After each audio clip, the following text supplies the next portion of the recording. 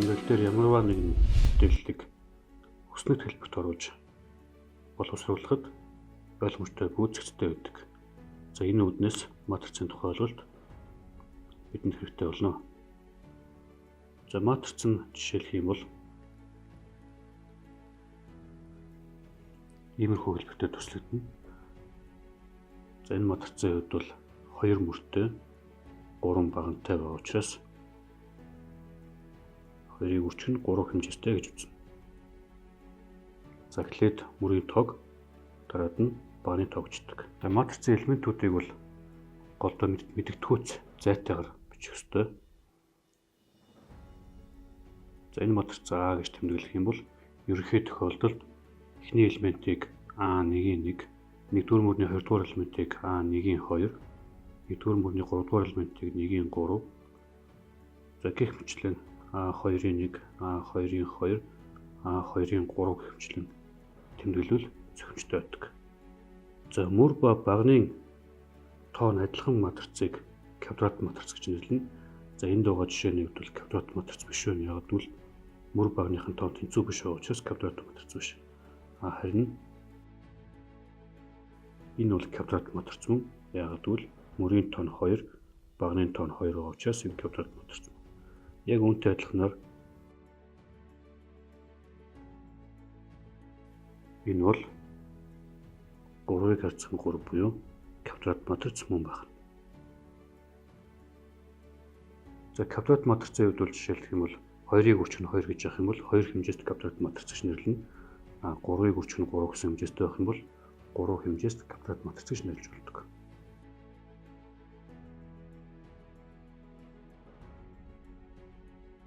За хэрвээ AB матрицуудын хэмжээсүүд нь бичлэх нь бас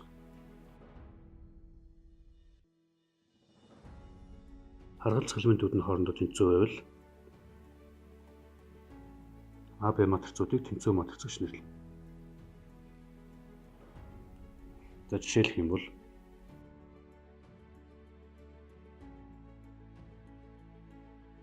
энэ хоёр матрицын хувьд бол нэгдүгээр хэмжээсүүд нь адилхан байна. Эхнийх нь 2-ыг үрчгэн 3 гэсэн хэмжээстэй, дараагийнх нь 2-ыг үрчгэн 3 гэсэн хэмжээстэй. Хоёрдугаарт харгалзах бүх элементүүд нь тэнцүү байна. Энэ нь энэтэй тэнцүү, 2 нь энэтэй тэнцүү, энэ нь энэтэй тэнцүү, энэ нь энэтэй тэнцүү. Бүх элементүүд нь хоорондоо тэнцүү байх юм бол энэ матрицыг хоорондоо тэнцүү матриц гэж нэрлэдэг.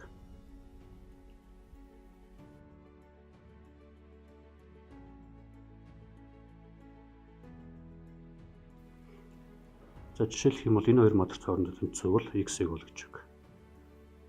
За тэнцүү учраас энэ хоёр тэнцүү байх нь ойлгомжтой, энэ хоёр тэнцүү байх нь ойлгомжтой. За мөн энэ хоёр тэнцүү байх ёстой. Эндээс юу гэсэн үг болох вэ гэвэл x квадратын төвтэй тэнцүү гэдгээс x нь нэмэх хасах 2 гэж гарч ирнэ. Харин нэмэх нь ах уу хасах нь ах уу гэдгийг мэдхийн тулд энэ хоёроо хооронд нь тэнцүүлнэ. Хэрвээ x-ийн оронд хасах нэг байх юм бол энэ хоёр нь тэнцгээ болчихно. Тийм учраас x нь нэмэх 2 байх ёстой гэж гарч ирнэ. Хэрвээ ямар нэгэн квадрат матрицын гол диагонал элементүүд нь нэгтэй тэнцүү, бусад бүх элемент нь тэгтэй тэнцүү байх юм бол нэгж матриц гэж нэрлэдэг. За нэгж матрицыг ингэж эсвэл ингэж тэмдэглэнэ. За энэ нэгж матрич нь квадрат матриц байдаг учраас энэ бол 3 хэмжээст квадрат матриц байна. Хэрвээ ийм байх юм бол ингэж тэмдэглэж болно. Эсвэл ингэж тэмдэглэж болно. 2 хэмжээст квадрат матриц гэх юм бол дэжрэг юм байна.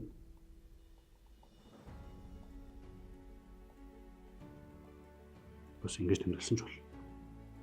Харин бүх элемент нь тэгтэй тэнцүү байдаг матрицыг тэг матриц гэдэг. Жишээлх юм бол энэ бол тэг матриц.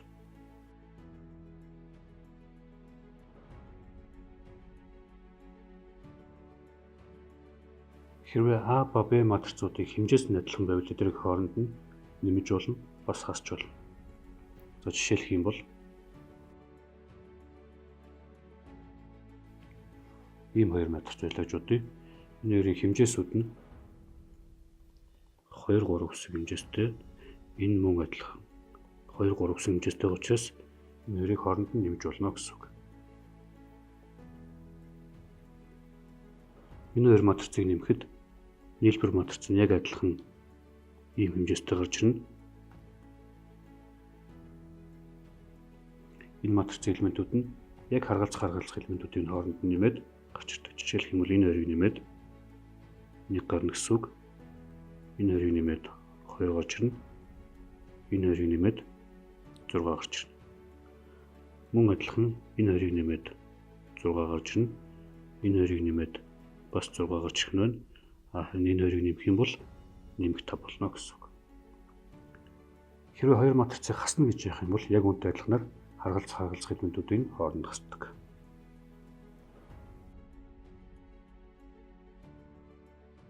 За одоо матрицыг тоогоор хөгжүүлэх тухай тайлбарлая. Ер нь ямар ч матрицыг тоогоор хөгжүүлж болно. За жишээлх юм бол А гэсэн ийм матрицыг ямар нэгэн тоогоор хөгжүүлж болно. Жишээлх юм бол 2-оор хөгжүүлэх юм бол элемент бүрийг нь 2-оор хөгжүүлнэ. За эхний элемент 2-ыг эхний элемент 1-ийг 2-оор хөгжүүлээд 2 болно. Дараагийн элементийг хөгжүүлвэл 4 болно. Дараагийн элементийг хөгжүүлвэл хасах 2 болно. За 2 дугаар мөрний 1-р элементийг хөгжүүлвэл 6 болно. Дараагийнх нь 4 болно. Дараагийнх нь 8 болно гэвчлээ. Хэрвээ А матриц нь ингэж өгсөн байсан гэж үү. Тэгвэл мөр болгоныг нь баг нь болгож сольж үчээд за жишээлх юм бол 1 2 3 энэ мөрийг баг нь болгож үчлээ. Дараагийн мөрийг 4 5 6 гэд баг нь болгож үчлээ. За ингэж гарч ирсэн матрицыг бид нэр хөрвсөн матриц гэж нэрлэдэг. Тэгээд ингэж тэмдэглэнэ. За зарим тохиолдолд ингэж тэмдэглэдэг. За мэдээж хөрвсөн матрицын хувьд бол энд 2 3 гэсэн хэмжээстэй байгаа бол хөрвсөн матриц нь 3 2 гэсэн хэмжээстэй байна.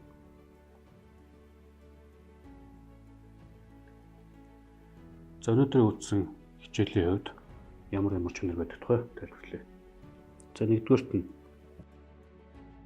А матриц дээр Б матрицыг нэмнэ гэдэг бол Б дээр А-г нэмсэнтэй адилхан. А матриц дээр Б матрицыг нэмээд К-тоор үржүүлнэ гэдэг бол А-га К-тоор үржүүлээд Б-гээ К-тоор үржүүлсэнтэй адилхан байна. Гуравдугаарт А дээр Б-г нэмээд дараад нь С-г нэмнэ гэдэг бол эхлээд Б С-ийг нэмчээд түүнийг А дээр нэмсэнтэй адилхан байна. Дөрөвдүгээрт М тоон дээр N гэсэн тоог нэмээд А матрицаар үржүүлэх юм бол M-ийг А-гаар үржүүлээд N-ийг А-гаар үржүүлээд нэмсэнтэй адилхан байна.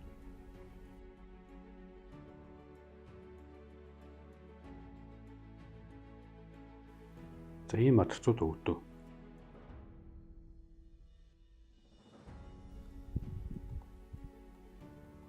Ийм матрицыг олгож.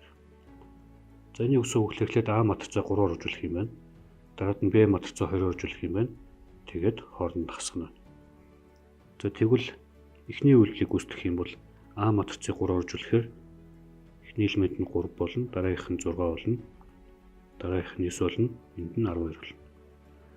За хасах нь Б матрицыг 2-оор үржүүлвэл 2 6 10 18 болно. За одоо энэ хоёр матрицын хэмжээс нь адилхан байгаа учраас хооронд хасч болно. Хасахдаа харгалзах элементүүдийг хасна. За жишээлх юм бол 3-аас 2-ыг хасаад 1 болно. 6-аас 6 хасаад тэг болно.